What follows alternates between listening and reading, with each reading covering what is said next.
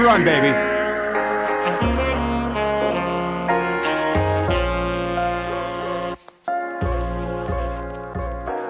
So I have to let that music play. I paid $90 US for it, and I just feel like Dude, I'm a rapper. You know that, right? No, really? Oh, like legit. Like I'm a wordsmith, lyricist guy. Like I'm a retired 44-year-old white rapper from Durham region. So I was like rhyming while that was playing. So that's funny because Mark Davis, who was on the last podcast episode, on our Dank Delights episode, he identifies as a white rapper from Windsor, Detroit. We should have a rap off between you two. I'm done freestyling. I will have a write-off where like we can compare tracks, do a versus thing like Instagram. That'd be cool. Okay. All right. Yeah. I'm going to introduce my guest who's rapping with me backstage in just a few seconds. First, welcome to the podcast, Big Kris Live, the live stream, and then the podcast. You can find it after the fact on Spotify, Apple Podcasts, DeanBlundell.com, our podcast network host, and our sponsors. We want to say thank you to Retrokat Gaming. You can play over 8,000 games from more than 15 of your favorite retro gaming devices on one handheld. It's incredible. We've had demos in past episodes. Check them out. Shipped from Ontario right to your door. Shop online today at retrokat.ca or choose same-day pickup in the GTA. Retrokat.ca. Let's get nostalgic.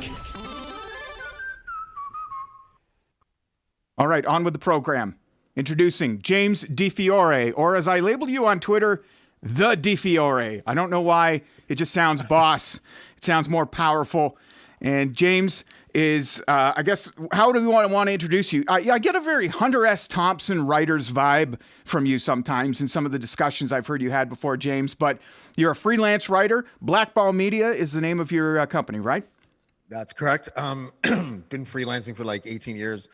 I did some work in like TV production and like these are all my whole life is a series of one-offs. So whenever someone asks me what I do for a living, it's like, well, once I did this and once I did that. So I did, and this isn't being braggadocious because I actually think it's a flaw of mine that I'm never able to capitalize on any of my skills long term, like ever. Right. So my neighbor needed I pitched my neighbor to do a commercial for her once, and she was running this like adult dating site where it was like hookups, right? And what I told her is, I'm like, you know what we should do? We should normalize hookups. Like, come up with an ad that's just like it would be for a regular ad, like Lava Life, but it's for hookups. And so I pitched. It took like 4 months, but I pitched her boss because I amalgamated the work experience of like these 4 guys I know who work in advertising, and so that the people that were working on the project, their breadth of experience was like all these awards and all these name brands. And then I just obviously attached myself to it as this dude that brought it together, but with no experience in this world at all. Right? And they took it and we shot it and we gave it to them. And then 6 months later, we won for best commercial in the dating industry. Wow. And then I never ever did a commercial again. And that was it. That was just a one-off. It's so funny that you say that you jumped headfirst into that with zero experience or whatever. And I know we're going to get into some of the projects that I've done with zero background or zero experience as the podcast continues. And of course, we have lots to say and lots to talk about on some of those columns or some of those topics. But I really want to get an idea, James. Like, I've heard bits and pieces that you've talked about, and it kind of rang in a censorship vibe to me. Something that happened with the Globe and Mail. Maybe if you could just tell that story. And I've heard bits and pieces. I want to hear the full thing from your mouth. I think the story that you're talking about is that there was the only one that I have that's really about the Globe is I happen to be aware of the Globe's efforts to destroy a person. This person is a famous person. But the thing about it that I found to be really bothersome is that it was not based on like a tip or someone calling and saying, this used to be my employer and this person did this to me. It was just because that person was a person of stature. Literally nothing was said that would make them want to investigate. They just investigated because of the stature. And so this person is going through this ideal for like a year. So you're saying like somebody was sitting around in a boardroom or in an office somewhere and they say, I don't like this guy, or there's something about this person. Let's investigate them. But they had zero grounds, zero anything. Well, sort of, yeah, because the media at the time, it was like, what was it? 2018, early 2018. So we're in the, I don't know, have we decided how long the Me Too era is? Is it ongoing? Is it in perpetuity? Like, because when we speak like that, I don't know if people really understand the difference between what it was like when it just started and for those next 2 years versus how it is now. It was really like, you weren't even allowed to say the phrase due process for like a year, at least. Because if you did, you were a misogynist. Like, it wasn't time for that conversation and stuff like that. And I found that to be really, ironically problematic, right? Because it was, you couldn't have a conversation with anyone anymore. It was really dogmatic. And anyway, so we're in that sort of atmosphere. And so the Globe isn't the only one, but they had decided that they would pursue this person who's famous, just because they're famous, just to see if they could get a big scoop in the Me Too era, basically. Wow. And interestingly, like, so I won't tell anyone who it is. And at the time, I gained this person's trust enough to basically not go to bat for this person, but to criticize the outlet that was trying to destroy this person, because it was timely to do something like that. And then I would do fun stuff too. Like, I would contact the editor who was working on the story and didn't know that I knew. And I would leave little spooky messages in his inbox, letting him know that any moment I could just scoop him and just, but really, what evidence do you have? It sounds like you don't have evidence. And all this time behind the scenes, this person and their lawyers are working with, or are speaking with Globe lawyers to try to, figure out a solution. Mm-hmm. And even at the end, they're like, okay, we're not going to run the story. Okay. We're not going to run it, but we might in the future. And it's like, so it's like a Hollywood movie. They want to shelf it and maybe release it at a later date. Yeah. But the thing, no one ever thinks about what this does to a person's psychology. Like, if you're that person and you're sitting there, and this is a pretty famous person, the rug could be pulled out. And this is a pretty famous person. I won't ask you to name them, but it's pretty. Yeah, this is a person that's pretty much a household name, right? Like, wow. It's not like an obscure person. So, just, I don't know. It's an affront to journalism, and it's an affront to us as people. Just, it's so condescending.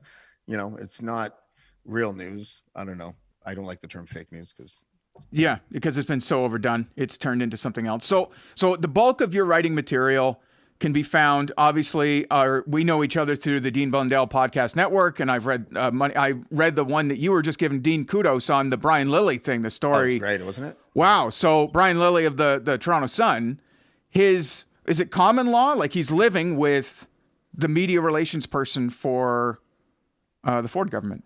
I've only read a couple articles about it. I don't know if it's common law, but they are living together, from my understanding. Yeah. I mean, again, that is stuff that should get out there, right? I mean, that people should know that a major columnist for the Toronto Sun lives with the media relations director of which, by the way, for those who don't know, the Toronto Sun I would consider to be a pretty conservative newspaper, and he writes pretty conservative style articles, is living/sleeping with the. That was the most conservative description of what he does I've ever heard. Well, I'm trying to be polite. I'm trying. Don't. Just say he's a hack, man. Like really, like partisan hack. That's a term I want to bring back. By the way, I had this discussion with Dean on the podcast. Partisan hacks. What happened to that label? I like it, and it should come back. All words get bastardized now. They all turn into buzzwords so that they don't mean anything anymore. What's funny? I remember when I was a kid, pre-internet. The first time I felt like I literally had the thought in high school, it's like, oh, you know why peer pressure works? Because when people say, don't bow down to peer pressure, kids don't hear the word peer pressure the way it's definitively supposed to mean. Right. They just hear a word that just has no meaning and it just goes out of there. It doesn't mean anything. So there's now everything is like that. So, and it's kind of weird or ironic or something, that in an age where we have everybody's words on record to see where they're hypocrites, it seems to matter less now that we know they're hypocrites, because we're so tribal. I don't care. Lily's my guy. I like Ford. Like, fuck, I don't care. Yeah, that's what's happened now. Is that you seemingly subscribe to a tribe, or you subscribe to a label, and it doesn't matter whether, people can't be self-critical for their own tribe, right? And I think that's a huge problem, and that's also why I wanted to get you on, because I think your head's really screwed on in the right place, man. As is mine. I consider myself. I mean, you might be the first person ever to say. Well, that I mean, in terms of the scope, that's great. Bring it, the scope of media. But what I'm saying is it like, there's just not enough people who are willing to be critical of their own. And like, I consider myself to be a lifelong liberal, but I'm also not really all that impressed with modern day liberalism. It goes back my family history. My grandfather was a deputy minister for health and welfare for Pierre Trudeau Senior, and so a communist, which is all communist. But yeah, forget. Like, listen, nobody could admit that Trudeau Senior did some good work during his time, whether you agree with all of it or not. Yeah, I'm tired of that. I'm tired of everyone saying that we have to judge someone definitively for this one snapshot of them. Yes, which is often a manipulated snapshot, anyways. Yeah, exactly, right. And that's why liberals get mad at me for being nice to conservatives. It's because they don't want me to be nice to someone who, is an evangelical, or they don't want me to be nice to someone who doesn't seem to spend a lot of time caring about First Nations people. And it's like, I could, that is something that both sides have. So like the flaws on the left are just as Here, I told someone once this, because I'm the same as you. I feel like I check all these boxes for the progressive side. Yeah. Most of them. I believe in man-made climate change, I believe in which didn't used to have to be a box to check, like that didn't used to be a question. But anyways, I know, right? Yeah. And I believe. I mean, I'm anti-war. I believe that socialized medicine or universal healthcare should be a right. I think housing or not housing. I think education should be a right too. I think that I hear these people talking, and I had to Google it because I was like, that can't be right. And I know it's the States, but we often mirror the States in a lot of ways. And I think we're a couple of years behind sometimes, Right. Yeah. But a college education in the States used to be almost nothing. It was like $500 a semester in like the 60s or 70s or something. It's in that area. And I heard people talking about it, and I had to Google it, and I was like, okay, there it is. And something happened where everything got inflated, and we don't really care about politics anymore. Anyways, I'm pretty much a bleeding heart liberal in a lot of ways, but just that one nagging thing, that one overarching issue that they all seem to want to gather around. Not all, but a lot of them. A majority of them, yeah. And I can't even say identity politics because that's one of those white noise words, right? Like white noise phrases. What does it even mean? Yeah.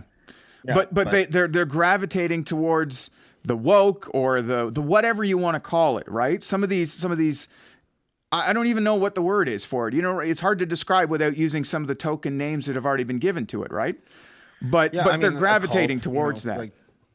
Well, here maybe a good way to explain is not to even label it, but to say there's this tendency for seemingly reasonable people to take the mantle of activists on the left, and without doing any digging or confirming of what their claims are, they just champion the claims. Yeah. And then if you say, well, shouldn't we talk about the underpinnings of these claims? Yeah. And then you're a bigot, even though that conversation for just asking a simple question. You get labeled. They equate everything to being an offense equal to the N-word. And that's just it. Or everything leads back to Nazism. That's it. Like that, Nazi is branded about like frequently now, which is so strange because I remember like growing up in the 90s, like I'm a 90s kid, like you'd say Nazi and everyone would cringe, but now it's like it's a flag that you wave or anti-Nazi. Well, not only that, but when we were growing up, I don't know about where you live, but where I live, there were still Nazi skinheads roaming around. They were like dudes that were beating up kids and with big giant docks on and suspenders and t-shirts. And I'm from a smaller town. You didn't fuck with. There were people that you didn't fuck with, not because, you didn't want to fight against racism, but like you're walking by yourself. Like this happened to me and my friends when we were walking by ourselves, like individually, and we'd see skinheads up there and we knew some kids just got beat up a block away. So we would have to take different routes home. They were Nazi skinheads and they weren't even Nazis. We just called them Nazi skinheads. They were just people that were racist that, decide to pick up a hateful trend while they were in high school. And now you just have to be like, well, I read a post-millennial article the other day at Nazi, He's a Nazi, guys. Yeah. He's a Nazi. But I also read Now Magazine. He's a communist then. Like, it's just, yeah, exactly. Whatever, I was on vacation. So just before the pandemic, my wife and I went to Mexico, and we literally found out about coronavirus on CNN in the hotel room at the resort. Like, that's when I first saw it. And I was like, holy shit. Right. Anyways, that's fucked, right? You're traveling. Anyways, we ran into some Americans while we were there, and we became pals, like drinking buddies, and like, see you there. And so, I think we had a lunch together too. We sat and ate, broke bread together. But the first thing they asked me, within 15 minutes of meeting these people, they wanted to get right in and figure out whether I'm a conservative or a liberal, even though I'm Canadian. So they have extra questions to ask because they don't quite understand how it works right up here. So they have extra things. And the first question they asked was, what news network do you watch? Really? Yeah, that was the first thing they asked. And they could tell. What did you say? I said CNN. I said it's not good for me. Trust me, I don't like watching CNN, but it seems to be the only one that I seem to be able to watch and stomach, I guess is the way to put it. Yeah, I wouldn't, if I were you, I wouldn't watch any cable news, Yeah, we're headed there. Don't worry about that. Yeah, it's just, you're probably better off. Like, it's garbage. Like, everything is garbage. Yeah. And you know what it is? It's that I think a lot of people, I think you and I would be in this bunch. Mm-hmm. We're deprogrammed from that television era where our brains could probably, like, our neural pathways are probably impacted by the uniformity of commercial breaks when we were watching TV growing up. And now that type of programming is kind of gone. You know what's weird is that I remember when I was young, say I had a copy of the movie Die Hard. Right. I watched it, and then I brought it back to Blockbuster Video or something. 3 months later, if Die Hard was on TV, my brain would automatically just go, oh, it's more special if I watch it then because it can only be watched then. And then I noticed myself thinking that once, and I was like, that's stupid. I just watched this movie. It doesn't matter that TBS is playing a bastardized version of it with no swear words. Yeah, like, yippee-ki-yay, mother trucker. Like, come on. Yeah, exactly. But, so it's a weird, we live in a weird world. Yeah, I mean, I knew I couldn't be the only liberal that's been feeling alienated. And just judging by some of the articles that you've shared on Twitter and some of the things I've heard you say, we've been, guesting at the same time on Dean's, podcasts and stuff like that. Just judging by some of that, I was like, you know what? This guy and I seem to align up a little bit. Like you say, common sense, classic liberal values. There's just a line that we're just sort of having trouble getting to now. And is that, like, I'm feeling alienated, and is that how conservatives are born, I guess is the question. Like, is it that I'm getting older and more stuck in my ways, or is that what's happening, or are the goalposts really moving? Because it feels to me like they are. Like, normally I feel like I'm 70 sometimes in some conversations, like, or at least people make me feel that way. Yeah, there's a stark difference between, like, mid-generation X and young millennials. Like, they're worlds apart. I don't know. I mean, really, I thought I could pontificate a really long answer that sounded good and everything, but really at the end of the day, I don't know what happened specifically to make it like this. But I do know that I get disappointed when I see, I guess the two examples I can think of is the comedian there that like said, I think he coined the regressive left, the one that used to be on the Young Turks. I can't remember his name. It doesn't matter. But that guy, I didn't leave the left left me. Right. Yeah. Yeah. He's a gay man. He's like a sort of amateur comedian. He's been on Rogan and stuff, and then Rogan sort of disowned him. Really? I'm hoping the name comes back to me, because it's just like, hang on, I'm looking it up right here. And the other example would be Tim Pool, who's a journalist who. Oh, James Dore, or James Dore, Jimmy Dore. No, Jimmy Dore's he's one of the good ones, because, like, even though I don't agree with him all the time, at least he's he blocked me on Twitter too. This guy. What? Oh, no. Yeah, really? yeah. Like, you're gonna, you know what? I have to find him now. But anyways, the other guy is Tim Pool.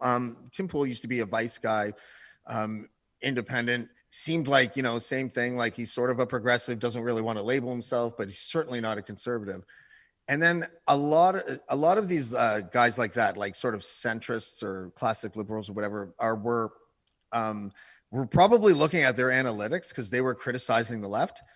and then finding out Dave Rubin, that's the show. Oh, And okay. then and then finding out once they look at their analytics that a big chunk of their audience were turning out to be MAGA people, and the MAGA people were utterly devoted to anything that criticized the left, right? So they began to, like, I noticed them coming to my site a lot, and I decided to stay true to my principles, and I kept on insulting Donald Trump because I don't like him. I thought he was a joke. Yeah.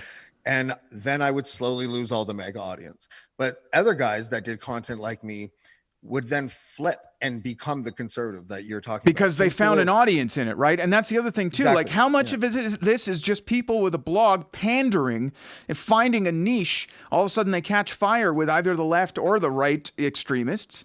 And all of a sudden, they just keep feeding that fire for clicks and likes and for their own popularity, you know? How much is that? Well, I think they're copying cable news. Yeah. Not in the way they deliver it, but they're copying they're pandering to their analytics, their audience. Yeah. And they know that if they continue to stand by their principles, because it's hard to be in that middle area, because eventually both sides are going to hate you. They may love you for something a week later, but they're going to hate you again. And it's hard to find loyalty out of that when so many people that consume this stuff are really on the fringes. You mentioned the Post Millennial a few minutes ago, and that's a publication that I've been fascinated with because you're right. It automatically triggers me when I see someone share an article from Post Millennial. I don't trust it. I just don't. But I'll tell you why. And they didn't elaborate on it for me, but it's some friends of mine from the intelligence community shared that when we were having the last Canadian election, they said, that post-millennial is a problem. They didn't elaborate. They just said the post-millennial is a problem. Can you elaborate? Do you have any idea why they would say that about the post-millennial? I mean, for all the obvious reasons, I think it's a problem, but that could be my partisanship coming out. Yeah. These guys are pretty nonpartisan guys who said that. Patriots. The post-millennial, I worked for them. I think I did maybe 35 pieces or something for them when just after they started. And so here's what I think. I think when they started, they were always a volume game. Right. Like, we'll just get a whole bunch of writers to write a whole bunch of stuff. Because the editing was really bad back in, when it first started. But then they started to get traffic, and they obviously leaned right. But I was dealing with one of their editors for quite a long time. I still talk to him. And he's a former president of an NDP riding association. So he's not even a conservative. He was one of the owners. Right. And then the other owner is Matt Azrieli, who's everyone uses this as his intro to his bio is like from a billionaire family. Right. And he is a conservative. So, but the thing is that there was a point where I was doing reporting for them. So I was like actually fashioning original stories and handing it off. But then, and they would have me write a token opinion piece from the center or the center left. So, and then I think a piece of them got bought, or there was a big investment from. Was it a foreign investment? That's where I'm getting here. No, it was like the guys from, is it Ontario Proud? That's almost as bad. All those ads. Sorry? That's almost as bad as a Russian investor. Yeah, but it's not like, it's the true, who does the True North stuff? I think it's Ontario Proud. At the time, Ontario Proud was just like this thing that just came out of nowhere, and it seemed to have a lot of money behind it.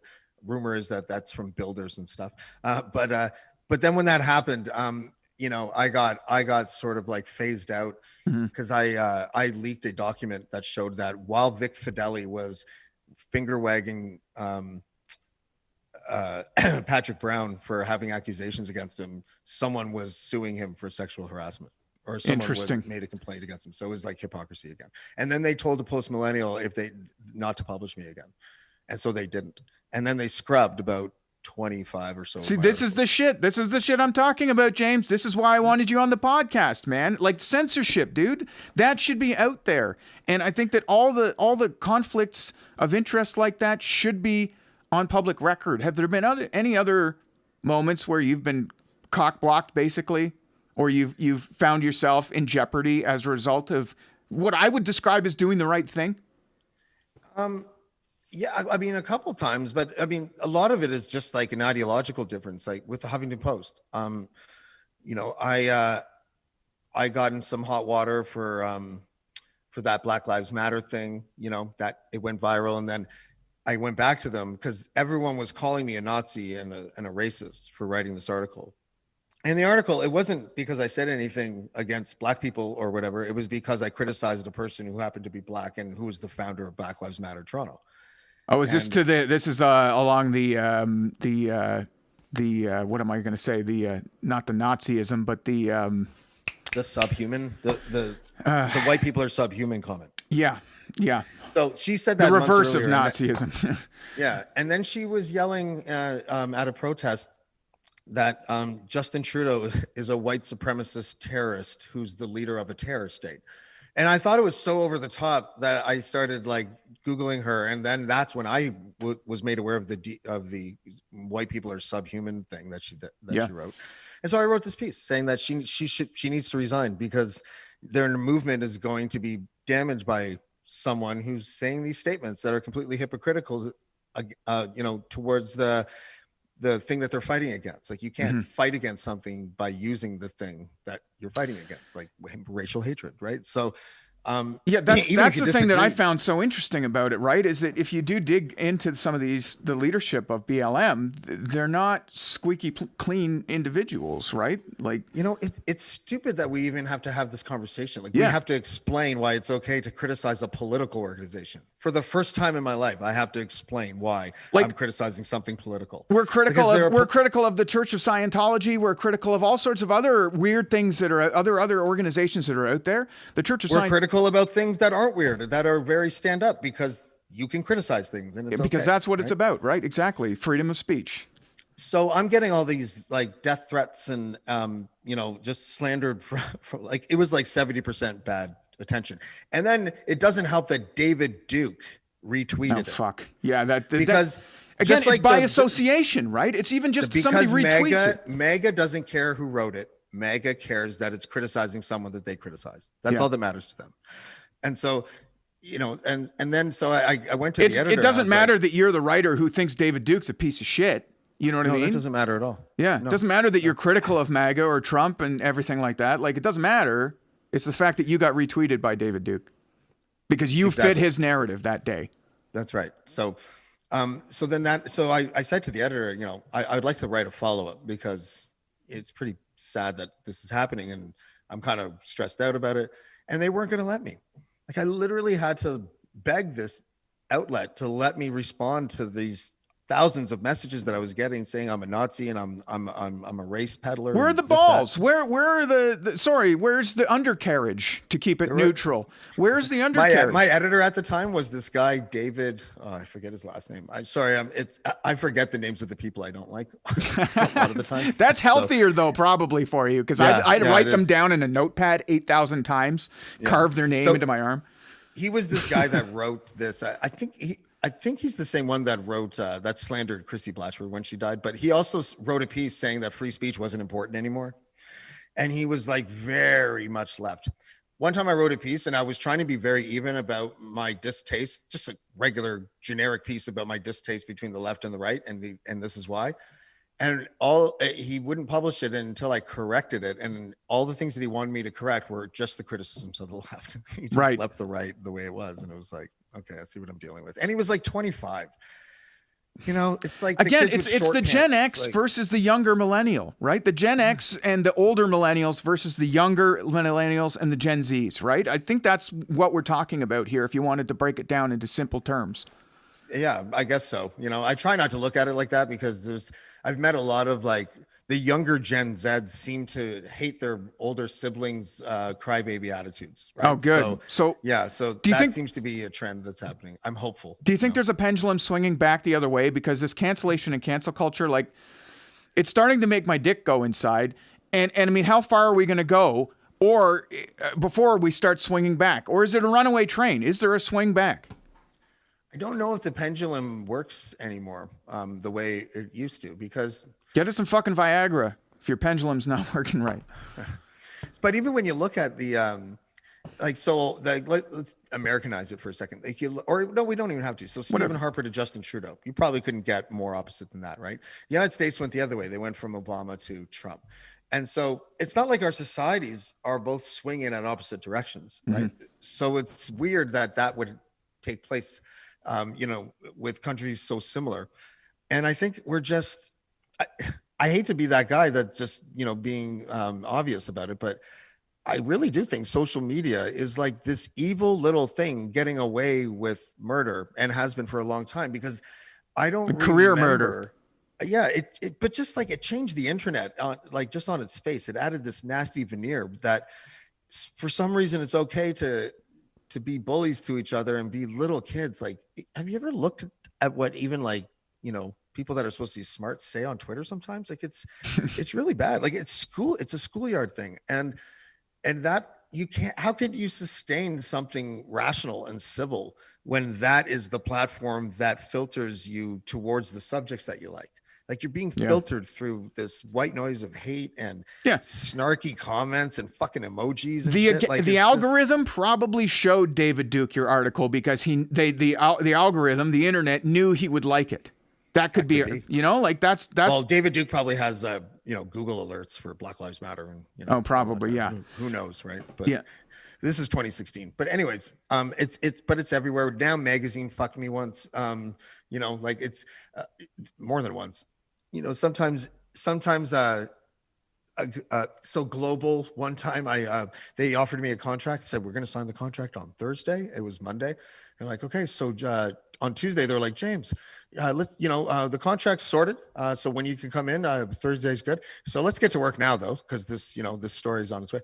And I gave them my notes, and we were powwowing for hours over the next 2 days, and Thursday came and they're like, yeah, about that contract. They literally vanilla iced me when shook Vanilla Ice over the balcony. Yeah. They say he didn't do that, but come on. Who wants to live in a world where that didn't happen? No, I want to live in that world. I'm there with you. And that's how I felt. Like, I was like, are you fucking kidding? Like, sorry, James, it's not really my decision. It's like, I hate that. It's not my decision. I hate that shit. Right. Yeah. I know that where are you living now? Killaloe? Mm-hmm. Killaloe, Ontario. That's so funny because I'm from small town Ontario, Almont, Ontario, which is not that far from Killaloe, Ontario. And that's one of the things, again, back to something else you mentioned earlier, is like, what's wrong with being nice to conservatives? I grew up in a town of 4,000 people. Most of those people, guess what? Conservatives. So do I want to just turn my back and hate all my high school friends? No. Well, you do, but not for that reason. Well, I mean, for, some of them I could fucking never see again for the rest of my life, but I still have good memories. And like, if I ever move back home, or if I ever go back home to visit family and I see them on the street, of course I'm going to be friendly to them. I'm not going to ignore them at the local bakery picking up hot cross buns on Easter weekend for my mom. I'm not going to ignore them and pretend I don't know them just because they've been vocal on Twitter or vocal on Facebook about, hating Justin Trudeau. Even the ones who share the stupid fucking Justin Trudeau is Fidel Castro's son. Like, I mean, some of those bullshit, some of those bullshit things. I kind of want that to be true too, though. I don't know why, but I do. I know, in a dank way, I want it to be true too. I like outrageous things becoming true. Well, I just think it'd be neat being Trudeau. Be like, holy shit, I'm the fucking son of a goddamn communist dictator. This explains so much. But see, now all the conservatives agree with you now, James, but all the liberals hate you right now after that comment, right? Well, you can't even make a joke. I'm doing my job then. You can't even fucking make a joke. When you're doing your job in today's day and age, that means that less people like you. I totally agree, man. And that's also why I think if I can just put in, like, listen, I don't fully like Justin Trudeau at all, but I think he's hated as much by the left as he is the right nowadays because he's trying to govern from the center, I think. Right or wrong? I think that on paper, the Liberal Party speaks to me in theory, right? Like, forget all the scandals, just like the idea of a party that is between, the NDP and the Conservative Party makes sense to me because that's where I am in my mind politically. Right. Yeah. But they do it so badly. They botch it, right? I don't think they do it right because they seem to embody the worst kind of things on the left a lot of the times. And it's delivered through, even if you love Justin Trudeau, I mean, you I have don't to love admit, him. I don't love him, but no, not you, the royal you, oh, right? yeah, Like, yeah. so even if someone really likes Justin Trudeau, in their quieter moments, they know that he delivers messages like a third-rate actor. Yeah. And it's really hard to stomach through. Like, it's really difficult. He could be saying, And like, this guy taught drama. well, Generations of shitty high school drama students. those who can't teach, right? So Yeah. clearly he can't act, and we were all privy to that. And we were, by the way, and Jonathan Kay said this on the podcast with Dean the other day. We knew that Justin Trudeau was kind of over the top and cringeworthy at his dad's funeral. You know? He was if you go back that far, at his dad's own funeral, you know, and it's just I don't so he makes me cringe in a lot of ways, but he's botching that strategy of sort of like trying to be good to both sides, because he's not choosing the right issues on either side to sort of champion or to at least lend support to. And I felt bad when Biden got elected. I felt bad because the first thing he did was pull the Keystone deal, and I'm like, that was the only olive branch that Justin had not for Edmonton, but for Alberta, right? Like, that's the only thing, and now he's gone. It's just poof, pulled that right out from underneath him. But they must have known that was going to happen. Yeah, they must have, because they'd be stupid. They know a lot of the same. Like, I mean, their staffers would talk to each other, right? And okay, be prepared. The president's making a decision on Keystone, because he has to placate to his left. And I think I've been proven right. I haven't really been paying much attention to Biden, to be honest with you. But no, me either. He's boring as fuck. Well, before he took office, there was all the. I love it when the right call people like Joe Biden a socialist. I love it. That is the greatest thing ever. It's so funny. It would have worked be like with Bernie. Calling Ted Cruz a moderate. You know? Yeah. Because it's like, no, he's a corporately owned leader of a corporately owned party with lots of special interests, and I don't know how you get socialism out of that. But then I realized, so all the things that Joe Biden is going to do that tries to give him like some far left cred will be things that cost almost nothing. Hey, we can talk about this. We don't have to, but the quickest example I can think of is, hey, let's let trans women play women's sports. That didn't cost anything. What else do we have going on, right? And trans in the military, reversing the trans in the military thing too. That was one of his first executive orders too, was to stop the ban or whatever on trans people in the military in the U.S. Didn't cost him anything. Yeah, and I don't know why the ban was there to begin. Like, I mean, that was a Trump thing. That was a Trump thing. Isn't it all? Yeah. No, I know it was, but I don't know why that would be seen as a problem, because it's a performance-based thing, isn't it? Like, if you don't get past boot camp. Well, that's what happened to merit. If you wear pumps to boot camp, then you're probably not going to make the army, right? But that also brings me to the next thing too. Like, again, maybe it's a byproduct of the 90s and the way I was raised. And listen, if you ever met my parents, my wife even is like, your parents are the most liberal, sweetest people ever, who care about everyone and care about everyone's thoughts and feelings. Mm-hmm. But being raised in the 90s, I was raised, as you might have been too, that color doesn't matter, sex doesn't matter, religion doesn't matter. It's all merit-based, was how I was raised. It's about just being good at what you do or being a good person, and that's what matters. It seems like less and less nowadays that merit seems to be acknowledged, but only when you check the right boxes to go along with that. And by that, I mean breakdowns of various types, whether it's race or gender or whatever. I sort of understand where people are coming from. Like, we don't see color anymore. That was the 90s. It was, we don't see color. Now we do. We see all shades, and everybody gets a box to check. Well, I think both of those messages are probably wrong, though. Yeah, it wasn't right. I think what we were doing in the 90s, and I was completely engrossed in hip hop culture in the 90s. I lived in an area that didn't have very many black people, but when it came to things like hip hop and Spike Lee movies and shit like that, I was all in. Like, I was like, I got my Big Daddy Kane t-shirt. Yeah. I got, when I was in New York as a 13-year-old, and I got a Big Daddy Kane t-shirt.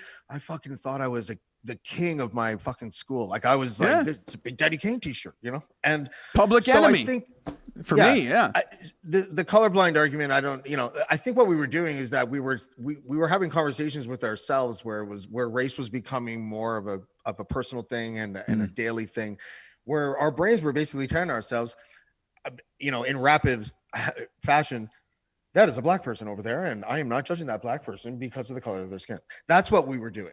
Right? and we weren't trying to convince ourselves. We were just sort of confirming what was instinctive for us at that moment. So we weren't colorblind. We were just being cautious of the fact that because we weren't racist, we would make sure that we would come off as being as such towards people that weren't white. That's sort of what I think, right? And, right. I think, because I do understand, like, it was a gross overcompensation. Yeah, like I have friends that are black that say that the colorblind thing bothers them because obviously our life existences haven't been exactly the same, and so it's a little, that's true, whatever. Yeah, that's but a of course I think point. It's gone too far the other way too.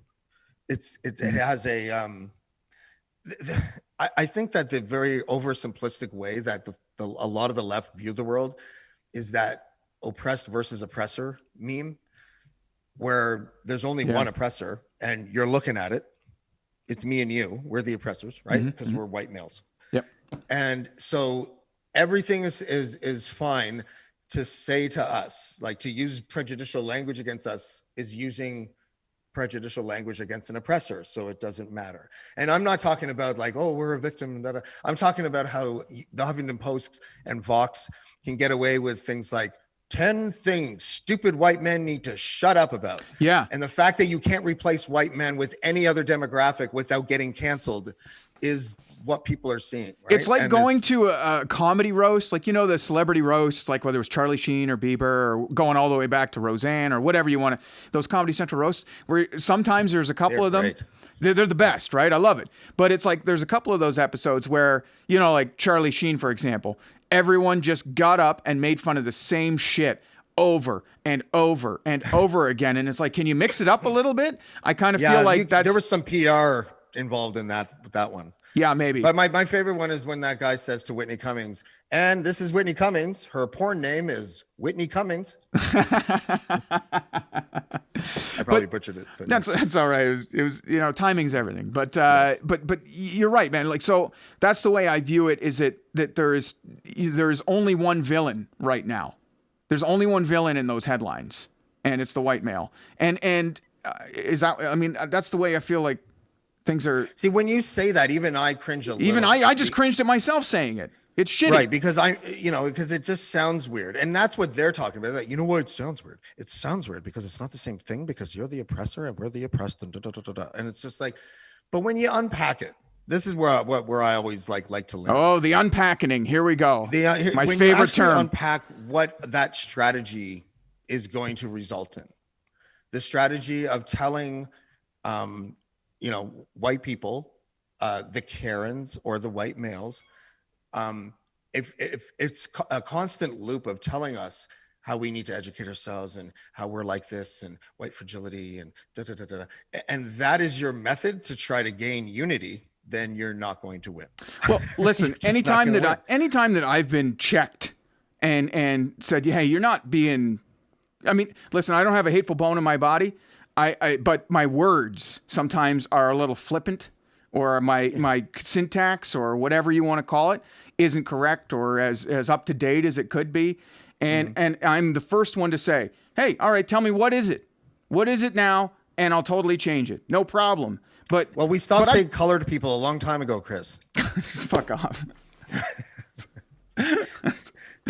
Did I say? I didn't say that today, did I? I don't know. Said it yesterday. No, I'm just kidding. Okay, I said it on Twitter. No. But like, that. Anyways, that's the way I feel about it. Yeah, it's one of those things that I think the reasonable people demographic are kind of like is growing, because I think people now, especially when something happens to them, where they're now becoming the victim, they're hoisted by their own petard.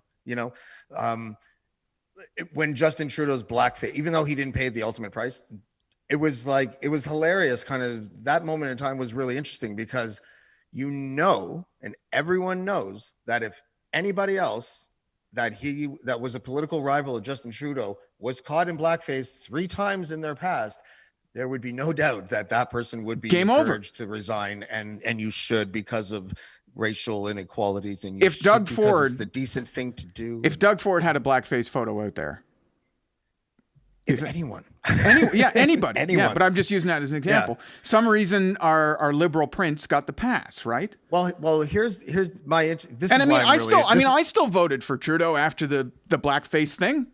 Listen, this is why a lot of people don't like me because what I actually think should have happened. And if this did happen, I actually think Trudeau would have lost the election. So this is the thing, James, because you've listed a lot of other things today.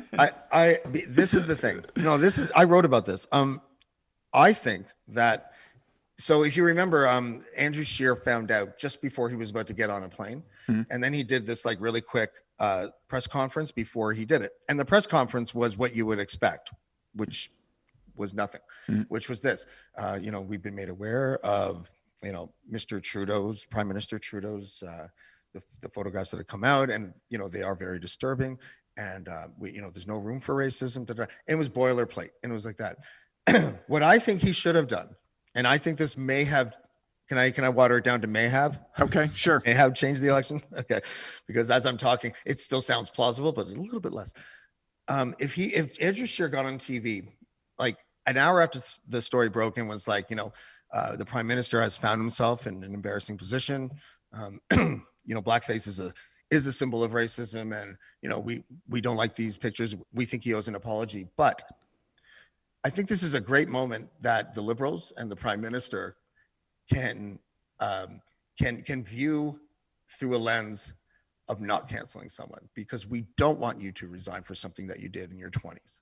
And we hope that moving forward, you can apply the same litmus test to other things from other people who've made mistakes in their past. So interesting. So we'll let the voters decide. In a way, get on your fucking plane. In a way, there would have been a way to make a court ruling that you could then reference the case of XYZ and say, well, there was if you're able to apologize for that, then that should be the sort of bar that we set moving forward. Yeah, we needed someone to galvanize that situation. It died because it died. It went up in a puff. It died because puff people of don't think Trudeau in real life is a racist. That would be the difference between Trudeau and Doug Ford. Right. Is that there would be more people that think Doug Ford is probably better chance of being a racist than Justin Trudeau. Just automatically, yeah. Yeah, right. And that's probably why he survived. But I think Scheer, if he did that, it would have. First of all, how refreshing would that have been? Not trying to dismantle your opponent when you could. Yep. But to turn the conversation around to, surely we can, if we can make an exception for this, we can make other exceptions. Yeah. Could you imagine the position the Liberals would be in if he did that? Yeah, that's true. They would have been painted into a corner, and they would have been black-faced right into that corner, for sure. Well, and that's the thing too, is that I think that there's, like myself being a liberal, that I don't seem to live up to the new litmus test. They couldn't meet their own purity test in some of these cases, right? Right, and then purity tests are stupid. Al Franken. Yeah, he got canceled. Like, how is that possible that Al Franken gets one of the canceled? most liberal people in America? And even for what he did, it's like. But that was the height, like you say, at the height of the fever, Me Too fever, right. I would call it. Yeah. That's right. James, this has been a great chat, dude. We're going to wrap it up in a few minutes, but I did tease this off the top, just talking about some of my past in the Canadian Forces and talking about my military experience. Mm-hmm. I worked, and I've talked about this a little bit here on the podcast, but I think this applies to our conversation around, I hate the word divisive, but the divisiveness that we face in today's society. Polarization, that's better, I think. But I worked in a special branch of the Canadian Forces for 4 years of my life, in a branch that was called PSYOPs, or Psychological Operations, or Info Ops, or Information Operations. And can you get any good acid? No, that has nothing to do with... What does acid have to do with that? Oh, that's MK Ultra. Right. Oh, that's okay, sorry. No. It was not CIA special ops. It was psychological operations. And by that, I mean information warfare. And where I was in charge of a radio station in Kandahar City, Afghanistan, that was there to attract an audience of 15 to 25-year-old Afghan teenagers. And it was it was in their language. It was all Afghan pop artists. And the idea was that through our commercial breaks and through our news broadcasts, we would provide the government take, or the government or ISAF's take on the news, and of course the commercial breaks would have ads telling people where they could go for food or to get grain to plant things, or if they needed medical attention and things like that. There was quite a humanitarian angle to it, but there was, of course, information warfare at its finest, because if 15 to 25-year-old Afghans were listening to our radio station, then they were not joining the Taliban. Just through the sheer idea that they were listening to pop music, which is outlawed by the Taliban. It was a big middle finger to them just to begin with. But secondly, we were pumping our messaging out for the Western values, if you will, through this radio station.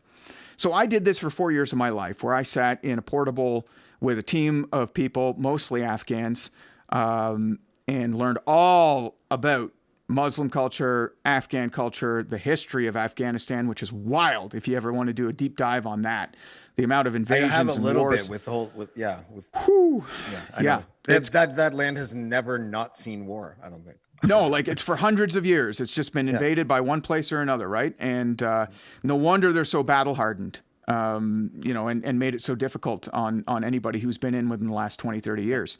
Dude, that shit gets in your DNA. Right? Like for sure. Generation after generation after generation. Yeah, they talk about genetic memory, right? And I believe to a certain amount of it that there's genetic memory. If an Afghan did ayahuasca, they'd probably fucking die. Yeah.